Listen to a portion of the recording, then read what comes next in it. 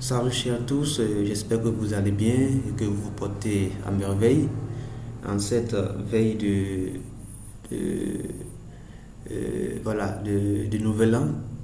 Donc je profite de l'occasion pour vous souhaiter à tous et à toutes tous mes meilleurs voeux, voilà, de santé, de prospérité, voilà, de bonheur, de joie tout au long de cette nouvelle année 2025. Et je vous remercie sincèrement pour votre fidélité, je vous remercie sincèrement pour tous vos accompagnements, tous vos commentaires sur mes vidéos, tout cela en fait me motive et m'encourage toujours à évoluer parce que quand vous faites quelque chose et que vous sentez quand même qu'il y a euh, un groupe de personnes derrière vous qui vous accompagnent, donc cela ne peut que vous motiver. Donc je vous remercie sincèrement pour voilà, cette motivation que vous me donnez tous les jours. Alors aujourd'hui, aujourd'hui, c'est le dernier jour de l'année 2024 et j'ai senti le besoin voilà, de partager cette petite connaissance-là avec vous avant que nous attamions voilà, le nouvel an. Et il s'agit au fait de faire une différence entre certaines terminologies que beaucoup au fait n'arrivent pas souvent au fait à différencier quand il s'agit au fait de faire de réaliser une planification financière d'un projet d'élevage ou bien d'un projet d'agrobusiness en général. Alors il s'agit de la différence entre les besoins du moins en fonds de roulement et les charges d'exploitation. Le plus souvent, on confond les deux, on mélange les deux, on n'arrive pas à faire la différence au fait entre les deux. Donc dans cette vidéo, si vous suivez jusqu'à la fin, je vais vous expliquer un peu là où se situe en fait la différence entre les besoins en fonds de roulement pour un projet et les charges d'exploitation totale au fait dans le cadre d'un projet. Alors ici, comme vous le voyez ici, c'est une petite base voilà, que j'ai conçue. C'est en anglais, je m'excuse pour mes confrères francophones. Donc c'est une petite base que j'ai conçue ici pour faire ce qu'on appelle au fait une estimation, de façon sommaire. Hein. Ici, les analyses ne sont pas allées beaucoup plus loin, mais c'est une analyse financière d'un projet d'élevage de poulets de chair. Pardon, je crois ici, c'est quoi que c'est? Oui, de poulet de chair, exactement, broiler. Voilà. Donc,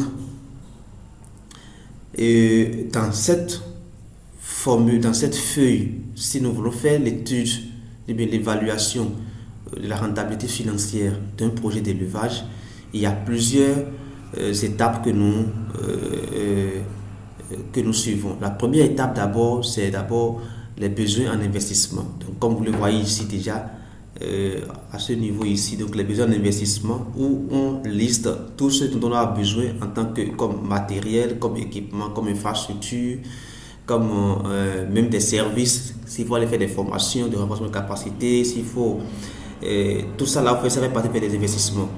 On est d'accord? Donc comme vous le voyez ici, les frais d'établissement, donc ça dit s'il faut officiellement payer quelque chose pour pouvoir enregistrer le projet officiellement auprès des structures compétentes.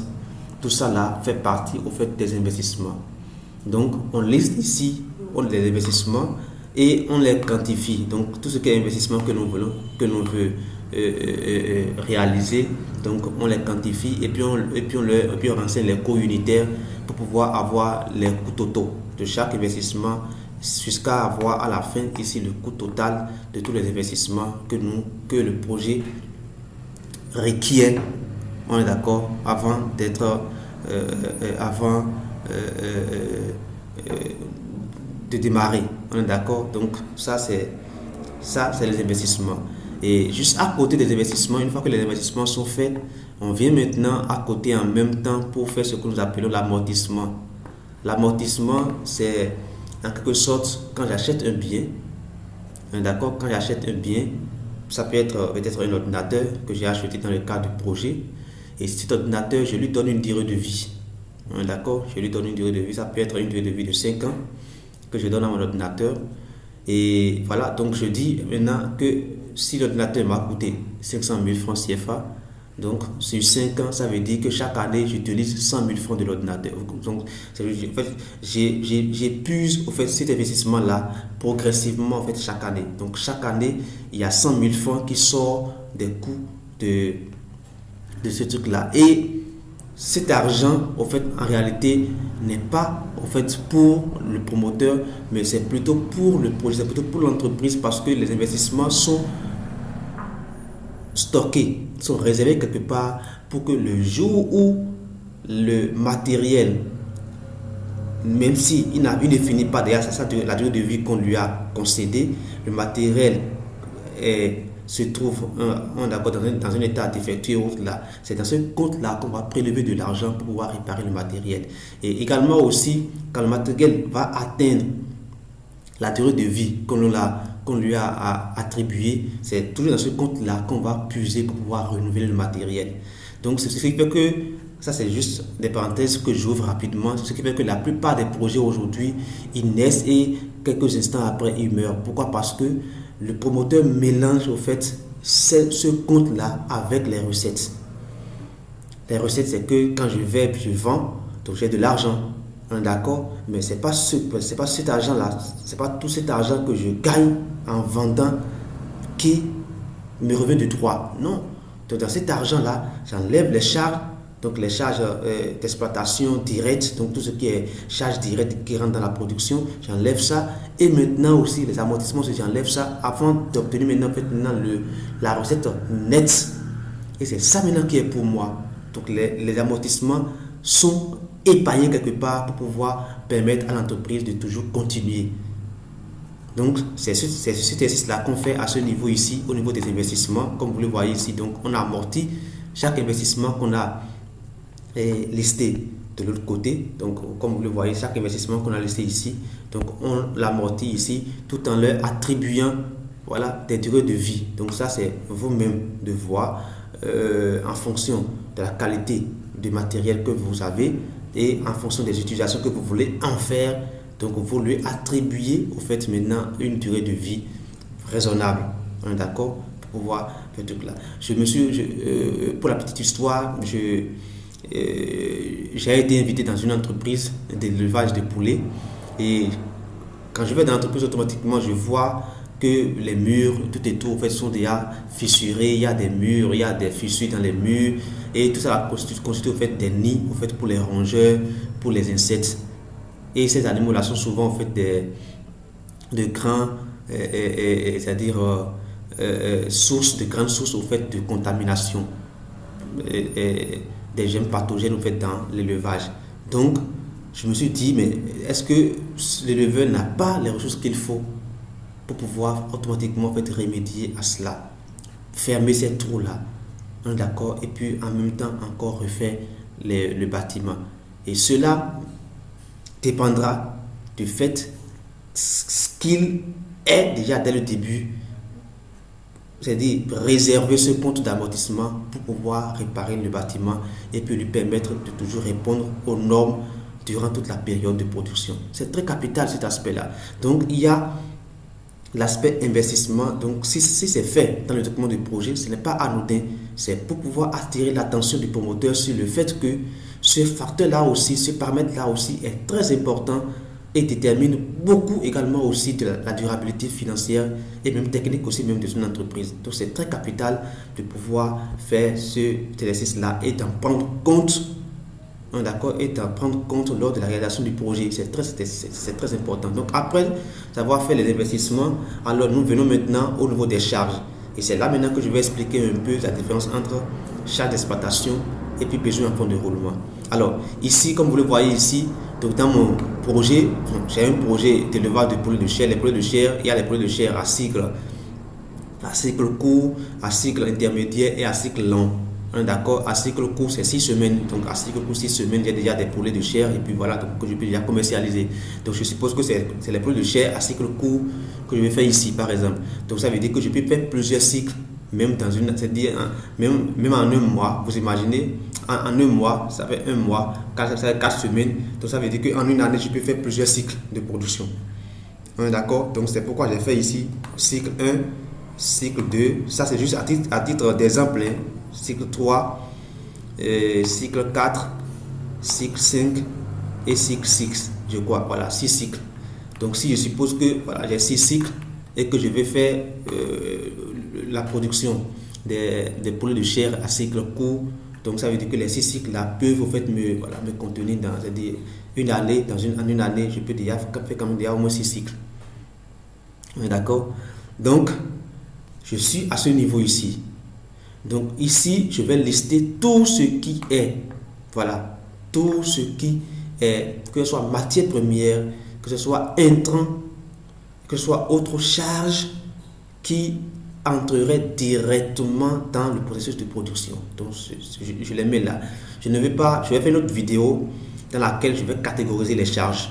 Ça là, donc suivez-moi et quand je vais réaliser encore une autre vidéo dans laquelle je vais expliquer les différents types de charges, c'est-à-dire les charges fixes, les charges variables, même les consommations intermédiaires. Donc comment différencier ces paramètres-là également aussi dans un document de projet. Donc je vais dédier une autre vidéo à ça pour que cette vidéo-là ne soit pas trop longue.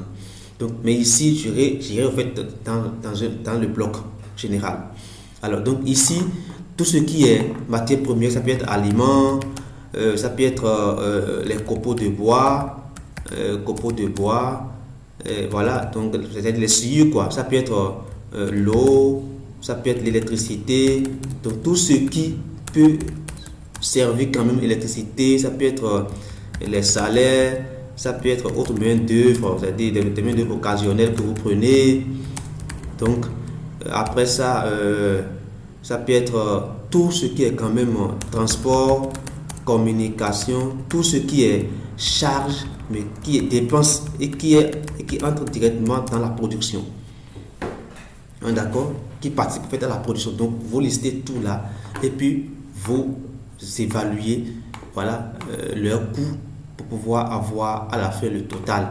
Donc pour savoir que pour ce premier cycle là, voilà le total des dépenses qu'il me faut pour pouvoir finir tout ce premier cycle de production. On est d'accord?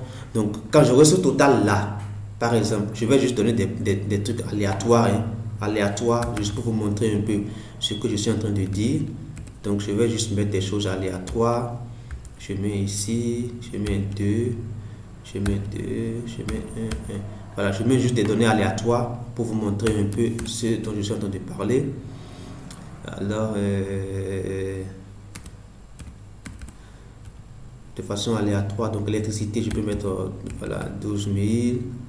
Ici, l'électricité, je mets 15 000. Ça, c'est juste des trucs là. Hein. Ici, je mets 350 000. Non, je mets voilà, 150 000 pour 2 personnes. Ici, je mets 25 000. Ici, 50. Et ici, 50. Voilà. Donc, comme vous le voyez ici, le total me fait 647 000 francs CFA. Donc, ça veut dire que pour cet exemple, voilà, donc il me faudra, je peux mettre les soins de santé pour que ça soit un peu là, les soins de santé. Là, je vais mettre peut-être 125 000. Ça, c'est juste des valeurs comme ça que je mets. Donc, le total me fait 772 000 francs CFA. Donc, ça veut dire que ici, maintenant, ces 772 000 francs CFA représentent la charge totale qu'on appelle la charge d'exploitation. Donc, ça veut dire que pour pouvoir conduire tout le nombre de poussins que j'aurais pris jusqu'à la fin du cycle, voilà ce que j'aurai à dépenser. D'accord? Comme sous, en dehors des investissements que j'avais déjà fait pour pouvoir installer le projet. Donc ça, c'est ça qu'on appelle la charge d'exploitation. Et c'est le même exercice comme ça que je vais faire aussi pour tous les autres cycles. Maintenant, si éventuellement le nombre de sujets que je vais produire varie par cycle, parce qu'on le dit souvent, quand je suis en train de faire quelque chose, une activité, on pense toujours à s'améliorer, à grandir. Donc je peux commencer avec 200 têtes, par exemple, ici pour le premier cycle, et en continuant maintenant, puisque je gagne de l'expérience sur le plan technique, sur le plan du marché, et tout, là maintenant je peux maintenant dire de 200, je peux aller à 500 et puis progressivement j'accrois en fait la taille de mon élevage. Donc ici, voilà, donc les mêmes charges vont être répétées, mais les montants peuvent être différents en fonction, voilà, non seulement de la période, mais également aussi du nombre de sujets que vous avez. Donc jusqu'à la fin. Donc c'est ça, au fait, ici maintenant, 772 000 francs qui constitue la charge d'exploitation pour ce projet-là. Alors, dans ce cas ici maintenant, qu'est-ce que, en fait, maintenant, je dirais, c'est quoi ici maintenant les besoins en fonds de roulement? D'accord? Les besoins en fonds de roulement, c'est la somme de toutes les dépenses que l'on fait. La somme de toutes les dépenses que l'on fait avant de faire sortir le premier produit. De faire sortir le premier produit. C'est-à-dire que si je produis, si je fais les dépenses, vous allez voir que ici, ces dépenses-là sont étalées sur tout le cycle. Sur tout le cycle. D'accord? Donc si le cycle va faire 6 semaines, c'est les dépenses que j'aurai à faire sur toutes les 6 semaines-là qui font les 772 000 francs. Maintenant, si éventuellement, par exemple, je pourrais déjà avoir des sujets, c'est-à-dire qui ont déjà une taille à 4 semaines que je vais commercialiser, là ça veut dire que je fais encore le budget des dépenses pour les 4 semaines. Et c'est ça qui constitue maintenant mon besoin en fonds de roulement. Parce que quand j'aurai effectué des ventes à 4 semaines, ces recettes-là que j'aurai réalisées peuvent servir maintenant de dépenses maintenant pour les 2 autres semaines qui suivent. Donc c'est pour ça qu'on parle même de besoins en fonds de roulement. Donc parfois les besoins en fonds de roulement peuvent être égaux aux charges d'exploitation. Comme le cas ici par exemple, le cas voilà ici. Pour l'élevage des poulets chers, c'est rapide que votre charge d'exploitation soit égale au besoin en fonds de roulement. Parce que c'est très rare, si vous faites bien le suivi de vos animaux, c'est rare de vendre au fait les poulets, c'est-à-dire de façon séquentielle. C'est rare, si vous faites bien vos trucs là. Et ça dépend aussi du marché que vous avez. Donc si vous avez les marchés qui demandent des poids des animaux plus ou moins réduits, bon, vous pouvez faire des stockages progressifs et puis vendre vos animaux. Et dans ce cas, alors que vous rentrez dans la logique de ce que votre charge d'exploitation est différente maintenant désormais des besoins en fonds de roulement. Ça veut dire que à partir de ce moment-là, vous avez désormais des besoins en fonds de roulement qu'il faut considérer dans votre projet. Donc j'espère que vous avez compris un peu les deux notions. La charge d'exploitation, c'est les dépenses totales qu'il faut pour pouvoir couvrir toute la période d'activité. Donc si la production va durer 6 semaines, donc quelles sont les dépenses que vous auriez à faire pendant les 6 semaines? Ça, c'est les besoins, c'est les charges d'exploitation. Maintenant, les besoins en fonds de roulement, si déjà sur ces 6 semaines-là, vous aurez déjà à 4 semaines des produits que vous allez vendre, ça veut dire que vous refaites maintenant les analyses pour évaluer les dépenses qu'il vous faut pour pouvoir faire sortir les premiers produits pendant les 4 semaines. Et c'est ça maintenant qui constitue maintenant en fait les besoins en fonds de roulement dont nous parlons. Donc parfois, tous ceux qui viennent vers moi parfois pour des accompagnements, parfois ne comprennent pas la différence entre ces deux notions-là. Donc j'ai voulu faire cette vidéo-là pour clarifier ça, pour que bon nombre de personnes aient ces connaissances-là pour pouvoir désormais éviter cette confusion, cette erreur-là. Donc vous voyez donc le calcul là comme ça jusqu'à la fin, et maintenant vous venez au bout ici, vous allez voir, donc ici c'est tout est déjà automatisé, donc ici on ne touche à rien. Donc les ventes que vous faites vont apparaître ici en même temps.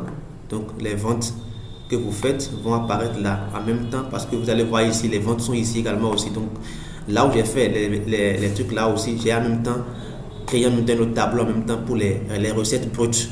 Donc c'est à dire quand vous avez les produits au marché, donc voilà ce que vous vendez en même temps. Donc les produits ici, ça peut être les poulets, ça peut être aussi les fientes. Donc vous pouvez vendre aussi les fientes, pourquoi pas, voilà. Donc ça peut être les poulets et les fientes. Donc les fientes qui sont souvent vendues en des sacs. Donc, et là, vous estimez si c'est 200 poulets que vous avez élevé et que l'unité va vous revenir peut-être à 2500.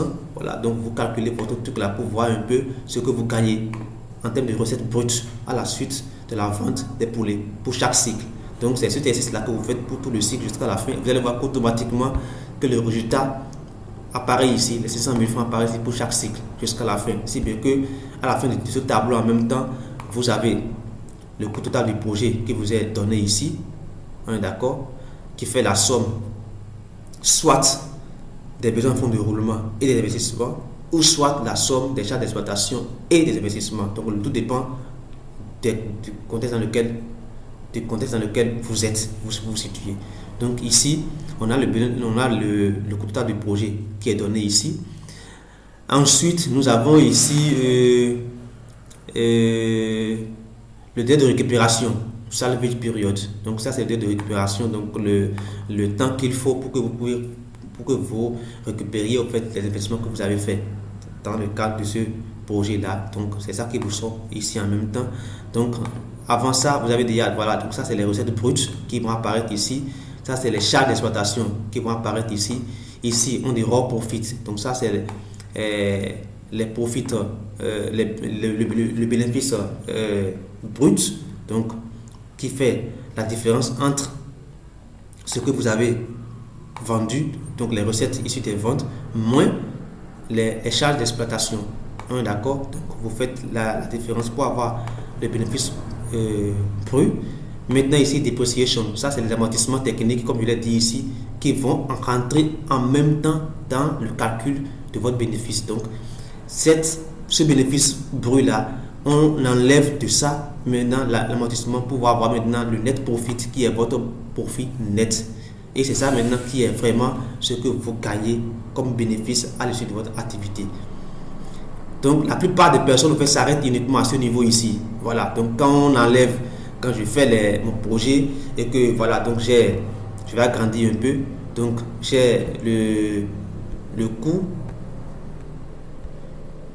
donc j'ai mes recettes qui sont là et j'ai le coût des opérationnels, les charges qui sont là. Donc quand j'enlève les charges des recettes que j'ai fait, en même temps j'ai mon bénéfice. Donc la plupart des personnes s'arrêtent à ce niveau ici et c'est ça qui fait que parfois les entreprises parfois en fait ne durent pas. Donc c'est une question de gestion financière. Et dans toutes les entreprises dans lesquelles j'interviens, j'essaie au fait d'éveiller la conscience des gens, des promoteurs sur cet aspect-là, surtout les jeunes promoteurs, nos jeunes frères qui sortent des universités, qui ont fait des formations en agronomie, mais qui n'ont pas au fait eu ces chances-là de comprendre davantage comment ce truc-là fonctionne.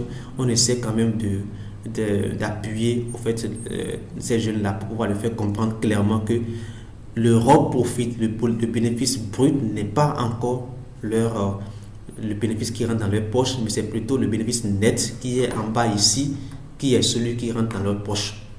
Voilà, donc c'est sur ça qu'on se base pour calculer la rentabilité financière du projet. Donc voilà, après ceci maintenant, on vient ici, voilà, et ce tableau-là nous présente un peu voilà, la rentabilité voilà, en termes de valeur ajoutée nette et aussi en termes d'indice de rentabilité du projet. Vous voyez, donc tout ça là se calcule automatiquement ici. Donc ici aussi, on ne touche à rien à ce niveau ici également. Donc voilà un peu ce que j'ai voulu partager avec vous aujourd'hui. C'est vrai que j'espère quand même que vous avez pu tirer quelque chose de cette vidéo et que ça pourra vous aider dans vos activités. Donc nous sommes disponibles pour toute formation, des formations que ce soit sur comment rédiger les plans d'affaires, comment les techniques d'élevage, que ce soit de poulets, que ce soit de la côte, que ce soit des ruminants, ainsi de suite, comment formuler des rations alimentaires, comment faire la fabrication d'aliments pour les animaux. Nous sommes disponibles vraiment pour toutes ces formations-là. Comment créer des bases comme ça également aussi pour vous-même également aussi. Nous sommes disponibles pour vous accompagner pour que vous pouvez créer vous-même des propres bases comme ça et les exploiter, les utiliser pour des fins soit personnelles, soit pour des fins de consultation et autres là. Donc je vous remercie de m'avoir suivi et restez connectés parce que je vais faire encore une autre vidéo dans laquelle je vais maintenant alors expliquer les différents types de dépenses que nous avons. Donc, il y a les charges fixes, les charges variables, les consommations intermédiaires, les services extérieurs, ainsi de suite. Tout ça, c'est des charges et types de charges. Donc, je vous retrouve très bientôt dans cette nouvelle vidéo.